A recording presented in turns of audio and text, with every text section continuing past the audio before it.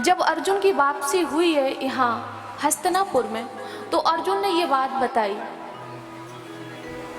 अपने भैया युधिष्ठिर को, सबको, कि भगवान स्वधाम जा चुके हैं, अर्थात अब इस धरती पर भगवान नहीं है, हम ही लोग बचे हुए हैं। युद्ध हम लोगों ने जीत लिया, भगवान ने साथ दिया, अब सभी लीला को समेट के भगवान इस धाम से जा चुके हैं। जब ये धर्मराज युधिष्ठिर ने सुना तो उसी समय उन्होंने वैराग्य धारण किया और हिमालय में जाके एक एक करके उन्होंने अपने शरीर का त्याग किया। साथ में द्रौपदी भी हैं, भगवान की प्राप्ति की। कुंती मैया ने अपने शरीर का त्याग कर दिया था और इधर राजा परीक्षित का जन्म हो चुका था। तो राजा परीक्षित को उन्होंने राज्य पे बिठाया, उसके बाद ही स्वर्गारोहण के लिए प्रस्थान किया था। तो परीक्षित जी एक बार बाहर निकले, बोले प्रजा का निरीक्षण करते हैं कि प्रजा में हमारे पितामहों का, पांडवों का मतलब कैसा रुतबा रहा है, लोग क्या चर्चा करते हैं। जब हम भी किसी पद पर नियुक्त होते हैं ना, तो किसी न किसी को भेजते हैं बाहर कि लोगों की क्या मतलब प्रतिक्रिया है, हमारे प्रति क्या विचार है लोगों के, ये जानने के लिए। तो राजा परीक्षित स्वयं निकले हैं, किसी को भेजा नहीं है। तो देखा कि प्रजा में उनकी बहुत तारीफ हो रही है, उनके पितामहों की। लोग उनसे कह रहे हैं कि आप उस कुल के बालक हो जिस कुल की सेवा, मतलब रक्षा एक अलग विषय है, जिस कुल की सेवा कृष्ण ने की थी।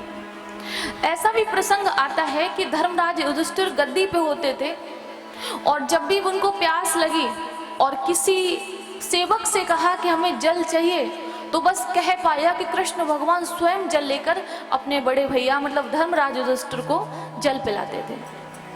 और आपसे ये निवेदन तो मैंने किया ही है कि भगवान सारथी बने तो अर्जुन ऊपर बैठे हैं और भगवान उनके चरणों में बैठे हैं।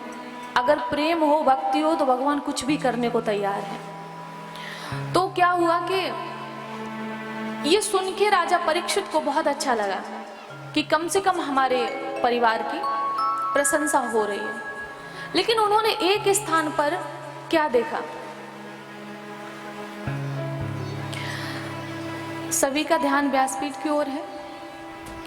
एक दिन वो दोबारा फिर गए हैं शिकार के लिए, लेकिन उन्होंने शिकार किया नहीं है। एकदा आया है, एक ही बार अपने जीवन में गए, लेकिन किसी भी पशु पक्षी का शिकार नहीं किया।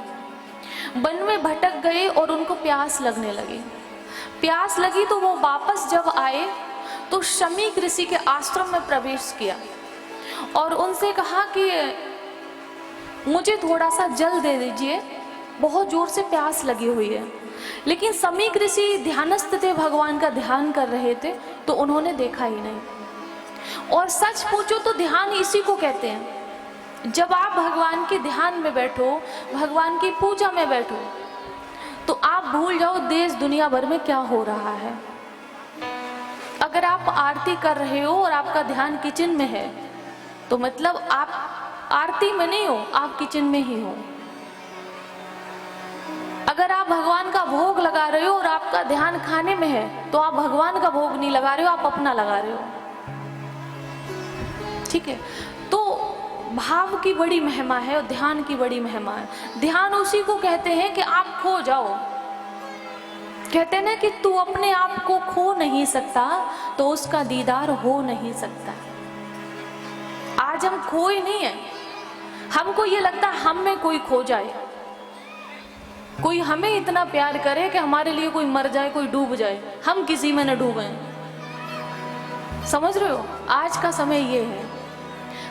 हमसे मतलब हम में कोई डूब जाए, हमारे लिए कोई मर जाए और हम भगवान के लिए भी न मरे।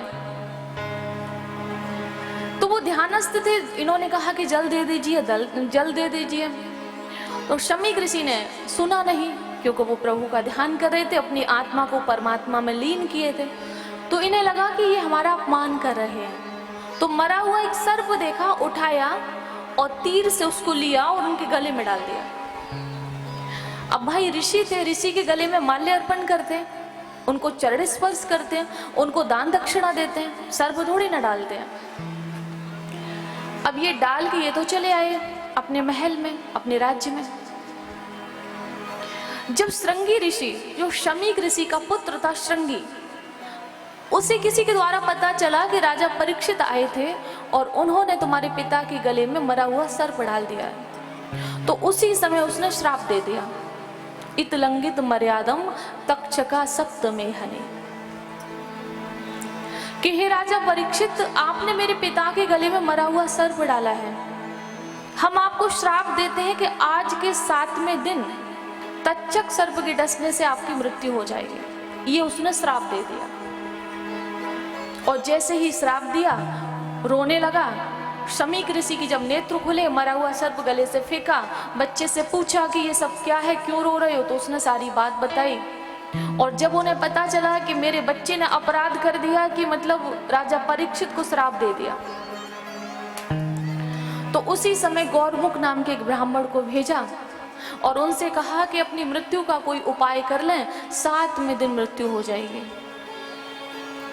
और जैसे ही राजा परीक्षित ने ये सुना कि 7वें दिन मृत्यु हो जाएगी, सारा राजपाट छोड़ा, परिवार छोड़ा, पत्नी छोड़ी, बच्चे छोड़े, संपत्ति छोड़ी, प्रजा छोड़ी, सब कुछ छोड़ के गंगा किनारे पहुंचे। कहाँ? शुक्रताल।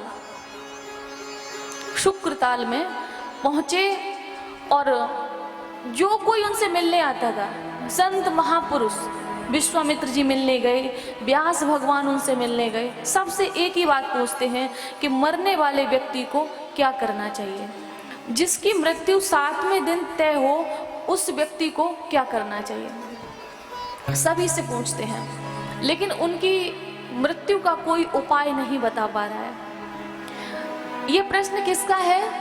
राजा परीक्षित का। किससे है? सबसे है। ये प्रश्न हमारा किसी का नहीं है। बोलो। राजा परीक्षित को ये मालूम तो था कि हमारे जीवन के 7 दिन हैं, 7 दिन से पहले नहीं मरेंगे, सच्चाई है, लेकिन हमें तो 7 मिनट का नहीं पता है। बोलो। 7 दिन तो छोड़, मरना तो हमें इन 7 दिनों में ही है, लेकिन हमें अगली 7 मिनट का नहीं पता है। बोलो। ये शरीर है ना, इसका जो कार्य क्षेत्र बहुत कम है, बहुत कम, बहुत छोटा है। दुर्लभो मानुषो देहा देहो, और देहा नाम क्षण भंगुरा। मानव तन ही इतनी आसानी से मिलता नहीं है, लेकिन मिल भी जाए तो उसका क्या है कि क्षण भंगुर है, कब नष्ट हो जाए ये किसी को पता नहीं है। तो हमें क्या करना चाहिए? हर श्वास में, हर घड़ी, हर श्वास में राम राम कहना चाहिए। हर श्वास में, हर घड़ी हमें कृष्ण कृष्ण कहना चाहिए। उससे क्या होगा? अगर कोई श्वास आखिरी आई तो कम से कम कृष्ण का नाम लेकर ही जाएगी, और अगर अंतिम श्वास में कृष्ण का नाम आ गया तो भव से बेड़ा पार है।